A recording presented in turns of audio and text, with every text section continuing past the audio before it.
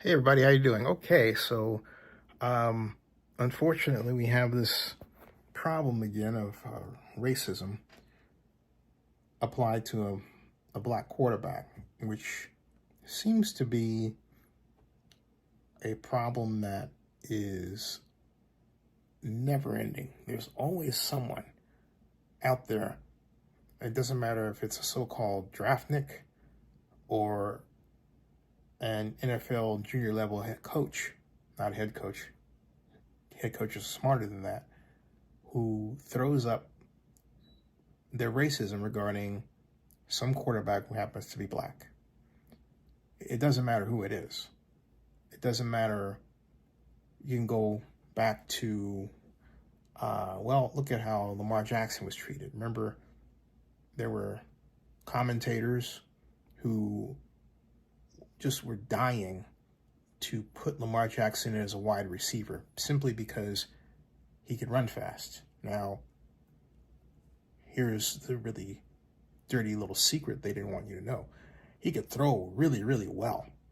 But they knew that if this fellow hit the field as a tremendously powerful, deep dual threat, he would transform the game. And that's what Lamar Jackson has done. There are people who are tied in to the idea that an NFL quarterback has to look white, blonde, be 6'4", and have a laser rocket arm. Now, they don't like it when the quarterback happens to be Warren Moon, who was 6'4", laser rocket arm, but black. And Warren didn't get his chance until he hit the NFL. And boy, when he got in the run and shoot offense, did he make hay. Well, look at how Jameis Winston was treated. A true field general, but they slotted him into these deep throwing, non-ball control passing offenses because they were enamored with his laser rocket arm, but forgot how to build an offense around him. You know, like with a great running back, powerful offensive line, efficient wide receivers that we call possession wide receivers to go with our speed wide receivers, tight end who's both a great blocker but can run a 4.5 or 4.4 40. They're out there, Kyle Pitts, when you want to play, right? You get the idea. The latest casualty in this seeming never-ending torrent of racism born of mental illness, because after all, racism is mental illness, especially if it's taken to the extreme, are NFL coaches who applied it to, at the combine, one a quarterback coach, to Shadur Sanders, saying that, well, he was arrogant and confident. Well, let's think about that. I just read an evaluation by a member of the Bengals coaching staff within an article that was written by Albert Breer about how the Bengals are going to approach their draft for 2025. And the gist of the article was that they're looking for somebody that has that it quality, right? And the coach that Albert Breer interviewed said, you know it when you see it. But if you read the details of what Albert wrote, it points to someone who has a confidence. They know. It doesn't necessarily have to be a quiet confidence. And this is what I'm getting to. There's some people who are tied in with the idea that a black man or woman who confidently states their ability to change a culture or matter-of-factly talks to you, maybe they don't quite look you in the eye, but they give you an answer, that there's something wrong with that person, and there isn't. And more often than not, it's simply a matter of how that person's acculturated versus the coach. But here is where the coach that is unfortunately doing the judging lacks the intellect to properly judge, to understand abstract thinking. What do I mean? To be able to take how a person is as a player and apply that person to a situation. So that person is confident, regardless of how that person expresses their confidence. It's the coach's job to say, can I count on that person to lead my team to victory with 1 minute and 14 seconds left and I'm down a touchdown, right? Some people will point to, well, they'll say Jaden Daniels isn't like that. Well, he is. He is. But what's happened is that it's been drilled into him by his mother not to be expressive because his mother knows how racist American society is. Now, is that a compliment to those people in the NFL who are lower level coaches? No. It's a way of getting around them. But that shouldn't be. Why is it that Joe Burrow can just be, well, Joe Burrow, right? Confident, cocky, but it's okay because he's a tall, white, blonde guy. And if we say someone like Jameis Winston's like that, instead of great leader, well, a lot of us say he's a great leader now. I always have. But it used to be, okay, well, or now some say, well, just put him in the media. Forgetting that this man can actually dissect the defense exceptionally well. And for those of you saying that he's an interception thrower, I offer you this.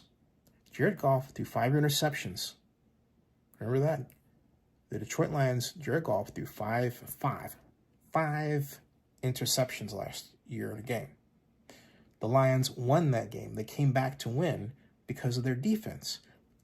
Can I make the argument that the Browns' defense was so weak it could not bail out Jameis Winston for throwing just 3 interceptions? You would say one of them was a pick 6. I would say, you know what? You know what Jameis Winston did the very next drive? He brought back the Browns to score again. So the Browns defense could have taken 2 touchdowns off the board, and guess what? The Browns would have won. And Jameis Winston would have been a hero. But all season long, no one ever pointed a finger, except me, at the Browns defense. The Browns defense gave up huge chunks of yardage. And at one point I said, fire Jim Schwartz. He's still there. The person that they really needed to fire is gone. And that's Ken Dorsey, who the Bills fired the year before as offensive coordinator. In fact, I certainly hope it wasn't Ken Dorsey, who's quarterbacks coach for the Cowboys, who is issuing such comments about Shadur Sanders. Shame on him. I want names. I want to know the name of the coach. Scarlet letter time for that coach. That's bad for that person to hide. And then shame on Saints Holic for attacking Josephina Anderson, for her rightly pointing out, this is what this young man does, attacks Josephina for rightly pointing out the racism that Shedeur is experiencing. And he didn't even think about what he was writing at all. It was just absolutely, it was an awful display of a type of racism. It's a racism that the person isn't even aware that they're doing, you know? And yet it comes out and it's completely nonsensical to where the person doing the racism, in this case, the operator of the Saintsaholic Twitter account, says to Josephine at one point, well, this person, talking about the coaches, to judge, right? But then she can't judge. And Saintsaholic says that in the same sentence, unthinkingly, okay? Without even giving it a thought. Just, I looked at that, I responded back and I thought, seriously? Did that? You seriously did that? Because he seriously did do that. Oh my goodness. It was absolutely awful, okay? It just was. So here I am. I found it when I'm looking for here with respect to Ms. Anderson and that rather unfortunate exchange.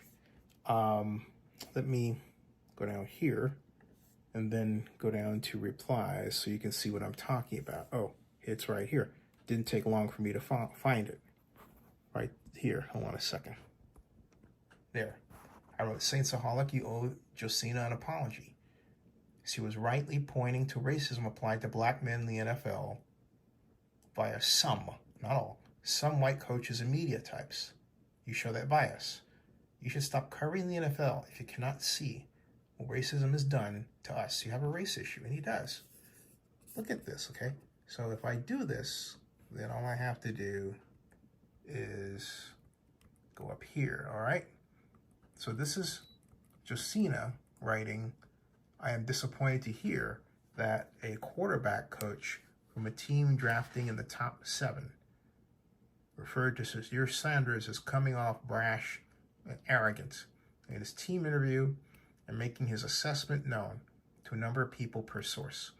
I'm purposely not naming the team as, let's see here, as not to directly call the team out. Heck, why not? I'm just sharing that this coach's personal assessment is the direct opposite from how Sanders came across to many reporters in his press conference with the media at the Combine. Sanders appeared to go out of his way to acknowledge multiple media members, regardless if they were recognizable or not. He seemed cordial, polite, witty, thoughtful, along with being confident, as many athletes are. Alternately, these observations were distinctly different from how another quarterback prospect came off to some in the media last year at Indy. And I'm wondering if they're talking about Caleb. But according to league sources, said QB coach seemed to have issue with the, quote, culture of athletes, unquote, which means black, really, who achieved broad fame and financial success before entering the NFL, and in their opinions appeared to them to have a problem with certain athletes. I'll leave it at that. She didn't finish her thought. This is how pre-draft evaluations can get jacked because of evaluators who don't seemingly possess the discernment to detect intangible traits that are connected to the will and drive to win without being a stat or delineated in an analytics report. He is literally Deion Sanders' son, and despite growing up different from most, seemed fairly grounded. Hopefully, any potential biases toward, quote, the culture are being checked at the door as to not unduly impact stock and business. The modern-day college athlete is evolving, as is the scale of business and opportunities surrounding them for entering professional leagues. Adaptation sounds necessary, not just for Sanders. Josina is too nice, and I really am tired of black folks who are in media who say that they're journalists, who learn that, I call it tempering of criticism of the power structure. It's racist. Just say it's racist. Because it is. Because what you wind up doing is opening a door to continue to allow to come through that door constant episodes of racism like this one. Call out the person, call out the team. Criticize them. Because racism is a mental illness, and I don't care what anyone says, it is still illegal. It is still illegal. And we have to stop the double standard that's applied to people who look like me versus people who look like, say, Joe Burrow. All right? Shadur Sanders, I believe, will be one of the top 3 picks in spite of all this. It's not the first time. There are a number of quarterbacks, I remember even CJ, where you thought because of the criticism level by some on him, out of this world stuff, that he wouldn't even see being drafted in the first round, and yet he was. Anthony Richardson, same thing. Lamar Jackson, same thing. Lamar Jackson almost fell out of the first round because of it. And we had the former general manager for the Colts, who was on ESPN, saying that he should have been a wide receiver. I mean, come on. It's absolutely ridiculous. Absolutely ridiculous. There's no strategy to this. In other words, these coaches aren't doing it because, they're strategic and they're trying to get his draft stock to be weakened so that they can get him. Oh, no, no, no, no. You have some people who are screwed up like this. They are mentally screwed up. All right? They're isolated in this internet age. They don't know how to socialize. They're jealous of folks who look like me who do. Or maybe you have a black young man who makes millions of dollars, gets a great looking girlfriend who is sometimes black, sometimes Asian, sometimes white, sometimes, and to someone like this coach that really upsets him. If you are that kind of person, get out of the NFL. Okay? Leave. Please. You're doing no one any good. You're not doing your team any good. You're not doing yourself any good. At all. It's wrong. Racism is wrong. It is a sin before the Lord to behave that way. It is. Yes, I understand. Jesus Christ died on the cross to forgive us for our sins. But it doesn't mean we should go on sinning and sinning and sinning, all right? There's right, and then there's wrong. Stop doing wrong, all right? All right, everybody. Now, I wanted to take this time, since we're also talking about the draft in the NFL Combine, to thank Zenny62 Media, NFL Draft resident expert Bill Carroll for his outstanding work, including his, I think in total, 45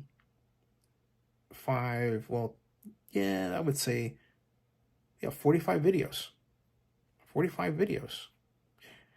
Not quite my record of 122, but still, hey, 45. Pretty good, man. Pretty good. Pretty good. Very impressive, Bill. All right. Everybody, check out NFL News by Zenny62.com. That ends this broadcast.